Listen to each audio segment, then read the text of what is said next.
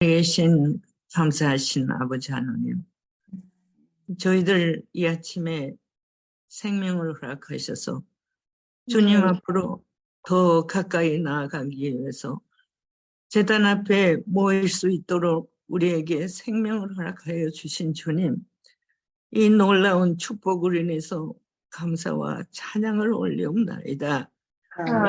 아버지 하나님, 이 시간에 또 목사님을 통해서 말씀을 허락하시겠습니다. 말씀을 준비하시는 목사님, 피곤치 않도록 건강을 더하여 주시옵소서. 네, 말씀을 저희가 이 아침에 또 계시록 8장에 있는 말씀을 공부하겠습니다. 주님, 저희들은 이 말씀 잘 깨닫고 이해하고 기쁨으로 순종하는 생애를 살 수 있도록 주님, 우리를 도와주시옵소서. 이 말씀을 따라서 사는 기쁨이 우리 생애에 충만하도록 주님, 우리를 축복하여 주시옵기를 간절히 빕니다. 따라서 수술하실 최 목사님 수술하시는 일에 주님이 함께하여 주시고 모든 수술에 참여하는 의료진들에게 함께하셔서 성공적인 수술이 이루어져서 목사님이 여생이 건강하고 행복한 생일을 살 수 있도록 축복하여 주시옵기를 간절히 빕니다.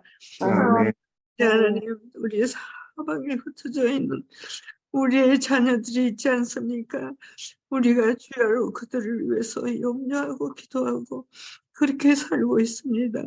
허탄한 길에 오늘도 빠지지 아니하고 주님의 도우심을 힘입어 그들의 하는 일, 하는 공부가 성공적으로 이루어지게 하여 주시옵기를 간절히 빕니다. 주님, 그들이 믿음에서 떠나지 아니하고 가운데서 성실하게 살 수 있도록 주여 도와주시옵소서. 모든 말씀 주 예수의 이름으로 간절히 기도드리옵나이다. 감사합니다, 집사님. 예, 감사합니다. 오늘은 요한계시록 8장 5절부터 7절까지 있는 말씀으로 함께 은혜를 나누도록 하겠습니다. 먼저 본문에 있는 말씀을 제가 봉독하겠습니다. 요한계시록 8장 5절부터 7절입니다.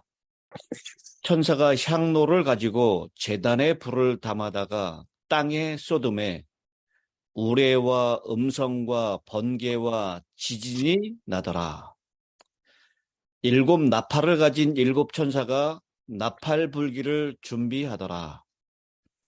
첫째 천사가 나팔을 부니 피 섞인 우박과 불이 나와서 땅에 쏟아지매 땅의 3분의 1이 타버리고 수목의 3분의 1도 타버리고 각종 푸른 불도 타버렸더라. 이제 우리가 7 나팔에 대한 이야기를 하게 되는데요. 이 7 나팔에 대한 이야기를 해석하는 것이 그렇게 쉽지는 않습니다. 그런데 우리가 제7 안식일 예수 재림교회 성도들은 기본적으로 7 나팔에 대한 이야기를 7 교회, 7인 함께 병행되는 그런 역사적인 그런 시기를 가지고 있다라고 이해하는 것이 전통적인 그런 이해입니다. 여기 성도들의 기도를 향과 함께 섞어서 드렸던 천사들이 이제는 향로를 가지고 제단에 불을 담아다가 땅에 쏟는다라고 얘기를 하고 있습니다. 이 장면은 마치 세마포 베옷을 입은 사람이 그룹 사이에서 핀 숯을 취하는 에스겔의 묵시 장면을 생각나게 합니다. 에스겔 10장 2절에 있는 말씀입니다. 그 사람은 예루살렘에서 자행된 가증한 일 때문에 하나님의 심판의 표로 숯불을 그 위에 쏟아붓습니다.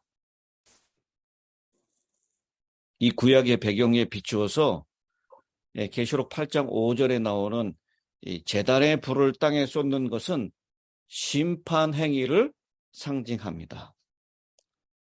또 예수님께서도 그렇게 말씀하셨죠? 누가복음 12장 49절에 있는 말씀입니다. 내가 불을 땅에 던지러 왔노니 이 불이 이미 붙었으면 내가 무엇을 원하리요? 나는 받을 침례가 있으니 그것이 이루어지기까지 나의 답답함이 어떠하겠느냐? 내가 세상에 화평을 주려고 온 줄로 아느냐? 내가 너희에게 이르노니 아니라 도리어 분쟁하게 하려 함이로라. 이렇게 해서 예수님께서도 불을 땅에 던지러 왔다라고 표현을 했습니다. 이것은 바로 이 하나님의 심판 행위를 상징하는 것이다라고 그렇게 우리가 이해할 수가 있겠습니다. 여기 우레와 뇌성과 음성과 번개와 지진이라고 표현을 했는데요. 이것은 하나님의 진노를 나타내는 형태를 말하고 있습니다. 시내산에서 하나님께서 나타나실 때의 모습과 흡사한 장면을 묘사하고 있습니다.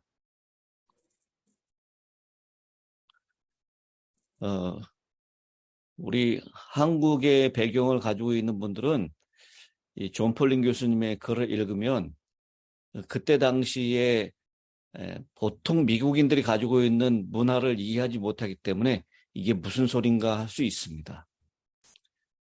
1938년 10월 30일. 여러분 10월 30일은 무슨 날이죠? 요새 할로윈데이. 예, 할로윈데이라고 하죠. 그 사람들이 이제 그 할로윈데이라고 해서 많은 사람들이 이 귀신 분장을 하고 귀신을 섬기는 그런 모습들을 보여주고 있고요. 우리 기독교에는 10월의 마지막 밤을 무슨 날로 이 기독교인들은 알고 있습니까? 이 10월의 마지막 밤을 종교개혁 기념월로 알고 있습니다. 마틴 루터가 종교개혁을 했던 그 기념일이 바로 그날이기 때문에 그래서 오늘날도 아마 이 선악의 대쟁투의 모습이 10월 마지막 밤을 통해서 나타내주고 있는 것 같아요. 귀신들을 섬기느냐, 기념하느냐, 아니면 종교개혁을 기념하느냐.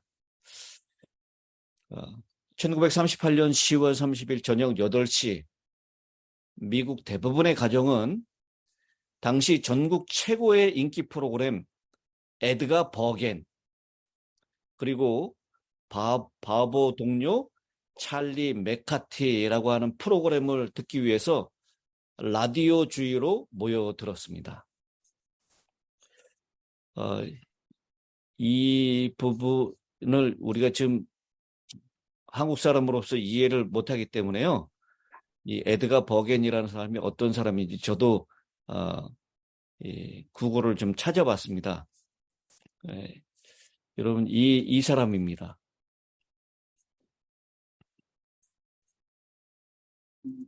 혹시 이 사람의 그림이나 사진을 보신 적이 있으신가요? 여기 계신 분들 중에? 위에 나타나. 예. 이 화면 보이시죠? 네. 이 사람이 에드가 버겐인데요. 희극 배우고 라디오 DJ로 아주 유명한 사람인데 1930년대, 40년대를 주름 잡았던 스타였습니다. 근데 이 에드가 버겐이라고 하는 이 사람이 뭐가 유명하냐면 이 옆에 있는 인형을 가지고 복화술을 하는 거예요. 이 사람이 얘기하고 인형이 얘기하는데 이 한 사람이 같이 얘기를 하는 거예요. 복화술사라고 얘기하죠. 입을 벌리지 않고 얘기하는 것입니다. 그래서 아주 사람들에게 인기 있었던 그런 라디오 프로그램 중에 하나였습니다.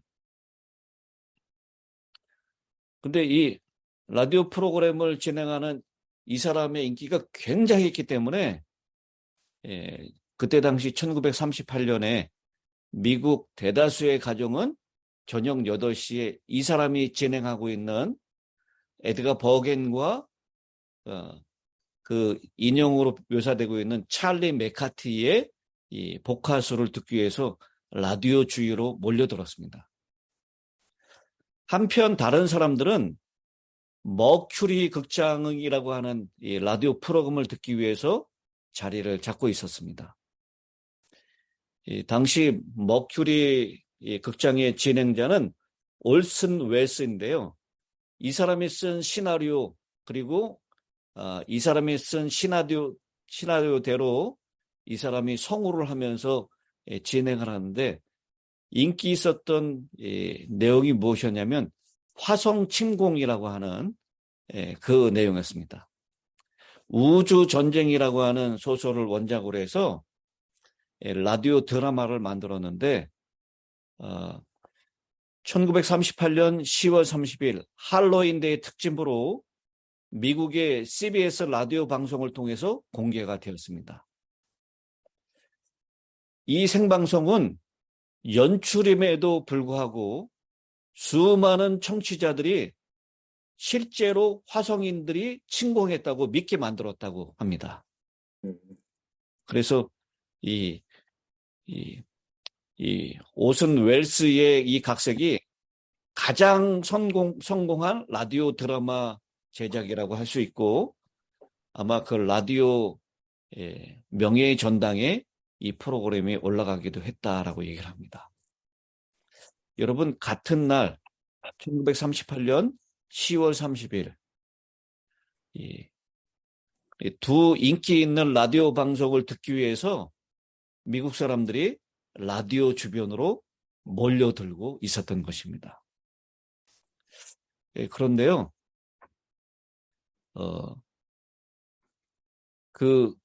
이 화성 침공이라고 하는 그 내용을 듣고 있었던 사람들은 이 음악이 흐르면서 갑자기 뉴스 속보를 시리즈로 전하는데 화성에 폭발이 있었고 뉴저지 트렌턴 바로 외곽에 이상한 원통 하나가 날아왔다는 내용이 전해졌습니다.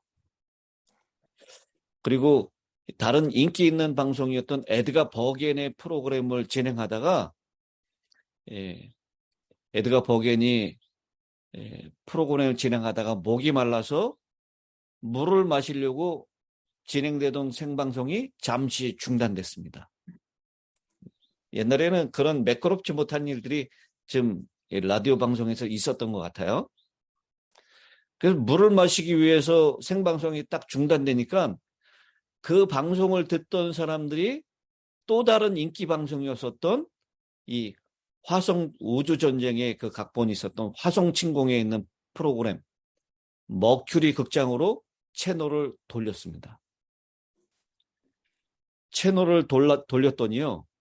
정말 그럴듯한 생방송 뉴스 속보가 한참 진행이 되고 있었습니다. 이 군중들의 소란, 경찰 사이렌 소리를 배경으로 해서 허위 인터뷰를 담은 생방송이 진행되고 있었습니다. 뉴스 속보는 경찰과 민간인의 사망 소식, 그리고 뉴저지 인근과 외곽 지역을 무차별적으로 파괴하는 무서운 생물에 대하여 마치 실제 상황이 발생한 것처럼 보도했습니다. 방송을 듣고 있던 청취자들의 상상력은 맹렬히 커지기 시작했고요. 대규모 공포가 전국으로 퍼져나갔습니다. 목사들은 예배를 중지하고 회중을 해산시켰습니다. 사람들은 괴물의 소나기에 붙잡히느니 차라리 자살을 심각히 고려했습니다. 이 프로그램은 심지어 고등교육을 받은 과학자들까지도 속였습니다. 실제로 인디애나주 페이어필에 사는 니클리스 가족도 생존을 걱정하게 되었습니다. 자녀들을 모이게 하고 차를 몰아서 1.5마일 거리에 있는 할아버지 댁으로 데려갔습니다. 할아버지는 확고한 가치를 가진 흔들림 없는 분이었습니다. 니클리스 가족은 할아버지 댁에 도착할 때까지 거의 병적인 흥분 상태에 있었습니다. 할아버지가 라디오를 잠시 듣더니 웃기 시작했습니다. 할아버지는 그것이 사람들을 골탕 먹이려는 라디오 프로그램에 불과하다고 말했습니다. 아니, 그걸 어떻게 아세요? 이 가족들이 소리를 쳤습니다. 할아버지는 성경을 들어 올리면서 이 말씀에 의하면 세상은 그렇게 끝나도록 되어 있지 않단다라고 말하면서 아멘. 자녀들에게 요한계시록의 예언과 그 결과에 대하여 다시 생각나게 하였습니다. 여러분, 잠시 후에 이 니클리스 가족들은 안정을 되찾았고요. 집으로 돌아가서 자녀들을 잠자리에 들게 하였습니다. 할아버지의 이 성경에 바탕을 두고 있는 이 생각이 절대적으로 옳았습니다. 이 세상에는 이상한 사건들이 있어 왔으며 앞으로도 일어날 것입니다. 이 요한계시록의 7 나팔은요, 재난이 우리 가까이에 이르러 왔다라고 하는 것, 재난이 끊임없이 일어날 것이다라고 하는 것을 우리에게 말씀하고 있습니다. 그런데 이것을 기록한 이유는 우리를 두려워 떨게 하려고 하는 것이 절대 아니라는 것입니다. 여러분, 7 나팔이나 7 재앙에 대한 기록들을 읽으면 저희는 어렸을 때부터 그런 생각을 했죠. 저런 재앙이 오기 전에 차라리 하나님께서 나를 잠들게 했으면 좋겠다. 그렇게 생각을 했죠. 그러면서 두려워 떨었던 그런 기억들이 다 있을 것입니다. 그런데 이 7 나팔을 통해서 이 땅에 이루어지고 있는 이 재앙들은 우리를 두려움에 떨려고 하려고 하는 것이 아니라 하나님께서 우리를 지키시고 그것이 결국 복이 되게 하기 위한 것, 그것을 7 나팔을 통해서 하나님께서 우리에게 말씀하시고자 원하신다는 것입니다. 여러분, 생각해 보십시오. 애굽에 살고 있었던 이스라엘 백성들에게 애굽 땅에 내렸던 10 재앙은 축복이었을까요? 저주였을까요? 이스라엘 백성들에게는 축복이고 애굽 사람에게는 저주가 됐죠. 이스라엘 백성들에게는 하나님의 말씀을 믿고 있고 순종하는 백성들에게는 그것이 저주일 수가 없습니다. 아멘. 두려움일 수 없습니다. 만약 10 재앙에서요, 이 문에다가 좌우 임방과 물손주에 이 양의 피를 바르고 그러면 그 피를 보고 죽음의 천사가 지나간다라고 하는 이 하나님의 말씀을 믿었던 이스라엘 백성들은 그날 밤 편히 잘 수가 있었을까요? 편히 잘 수 있었을 것입니다. 하나님의 약속의 말씀은 분명히 성취되었고요. 죽음의 천사는 이스라엘 백성들을, 그 가정을 피해 갈 수 있었습니다. 아멘. 애굽 땅에 내렸던 그 10 재앙 모두가 결국 무엇을 치는 것이었죠? 여러분 잘 알고 계시죠? 거기 뭐 개구리, 이 파리, 이 모든 것들이 다 이 애굽 백성들이 섬기는 뭐였어요? 신이었죠. 예, 이 애굽 백성이 섬기는 신이었어요. 하나님은 하나님을 섬기지 않고 우상을 섬기고 있는 애굽 백성들을 치시는 것입니다. 마찬가지입니다. 7 나팔은 7 나팔을 통해서 내려지는 이 재앙은요, 누구에게 내려지는 것이죠? 악인들. 이 계시록의 표현에 하면 땅에 있는 자들에게 내려지는 것입니다. 예, 여기 일곱 교회와 일곱 나팔도 역사적으로 같이 간다라고 말씀을 드렸습니다. 예, 여기 하나님께서는 이 땅의 임금들, 땅에 있는 사람들에게 진노를 내리시는 것입니다. 심판을 내리시는 것입니다. 예, 그러니 우리 이 일곱 나팔에 있는 기별, 또 마지막 은혜의 시기가 끝나고 내리는 일곱 재앙에 대한 이야기를 두려움과 공포로 깨닫는 것이 아니라 하나님께서 우리 하나님을 믿는 백성들에게 마지막으로 내려주는 축복이라고 하는 그런 관점으로 이 말씀들을 이해하시게 되기를 간절히 바라겠습니다. 일곱 나팔에 등장하는 자연재앙이 모든 사람들에게 영향을 미칠 것이라고 보는 보수적인 그리스도인들이 많습니다. 그러나 그들은 그 본문을 잘못 이해한 것입니다. 일곱 나팔은 불신자들에게 떨어지는 하나님의 심판입니다. 그래서 우리 계시록 9장 4절에서도요. 그들에게 이르시되 땅의 풀이나 푸른 것이나 각종 수목은 해하지 말고 오직 이마에 하나님의 인침을 받지 아니한 사람들만 해하라 하시더라. 여러분, 오늘날도 이 지구 멸망 시나리오를 믿고 있는 이 마지막 시대를 불안과 걱정으로 살아가고 있는 많은 사람들이 있습니다. 그래서 핵 위협을 그 안에서 지키기 위해서 방공호를 파고요. 땅속 깊이 호와 이 대피처를 마련해 놓고 핵폭탄이 터져서 지구가 멸망한다 할지라도 그 안에서 살아남기 위해서 온갖 이 대피처들을 마련하고 있는 그런 사람들의 모습이 우리 매스컴에 종종 나오게 됩니다. 그 일은 가난한 사람들은 들어갈 수가 없어요. 엄청나게 비싼 돈을 들여가지고 캡슐을 만들고 땅속에 오랜 시간 동안 먹을 수 있는 음식들을 저장해 놓고요.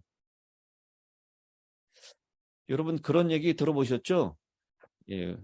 우리 재림 성도가 마지막 재앙을 위해서 저 로키 산맥 깊숙한 곳에 아무도 모르는 동굴 속에 비상식약을 엄청나게 저장해 놓고 있다. 그런 소식 들어보셨죠?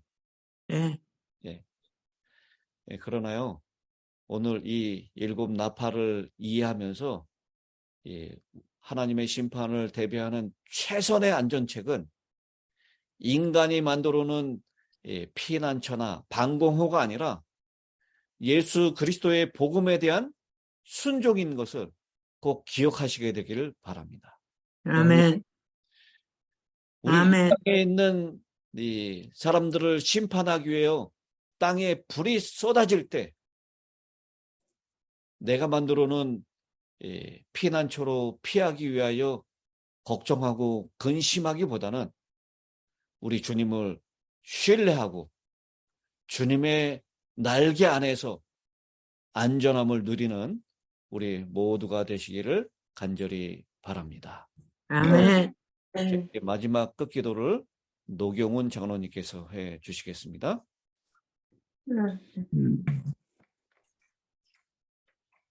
네, 기도하겠습니다. 하늘에 계신 우리 아버지 하나님, 지난밤에 아버지 사랑하시는 우리 모든 성도들 한잠을 주시고 또 일어나심 이렇게 저희들을 깨우셔서 주님이 저희들을 위하여 세우신 종 앞에 인도하여 주시고 주님의 종을 통하여 성령의 말씀을 대언케 하셔서 우리 심령에 깊이 깊이 새겨주시고 이 말씀 깨달아 오늘도 내일도 주님 오시는 그날까지 성령의 인도하심을 의지하여 끝까지 승리의 발걸음을 걷는 우리 힐탑의 모든 성도들이 되도록 축복하여 주시옵기를 아버지 하나님 앞에 간절히 간구하고 기도합나이다. 아멘. 끝날에 있는 우리를 현혹하게 하는 세상 어떠한 일에도 우리가 마음을 두지 않게 하시고 처음부터 기록된 거룩한 말씀을 의지하여 주님 안에서 주님의 영광스러우신 재림의 날을 기대하고 바라며 주님을 영접하기에 합당한 참 그리스도인으로서 사는 이 자리에 우리 모든 성도들과 또 지금 곤히 잠들고 있는 우리의 어린 생명들을 위시하여 모든 성도들 있는 처소에서 성령의 거룩하신 은혜가 그 심령에 함께 하셔서 깨어 주님을 영접하고 주님의 영원한 자녀로 영접을 받는 하나님의 자녀로 사는 우리 모든 힐탑의 성도들이 되게 하여 주시옵소서. 이 아침에 우리에게 거룩한 말씀을 간절한 심령으로 절절히 우리의 심령에 말씀으로 새겨주시는 주님의 종 위에 갑절의 성령이 더욱 함께 하셔서 끝까지 교회를 인도하시고 하나님 앞에 이르는 그날까지 승리하는 하나님의 종이 되도록 주여 함께하여 주시며 따라서 우리 성도들도 이기는 이스라엘의 승리자로 주님을 영접하는 놀라운 믿음의 천사로 생활하며 오늘도 겸손히 주님과 함께 복음을 위하여 힘써 사는 우리 모든 성도들 되도록 축복해 주시옵기를 우리 구주 예수님의 이름으로 간절히 기도 올리옵나이다. 아멘. 예.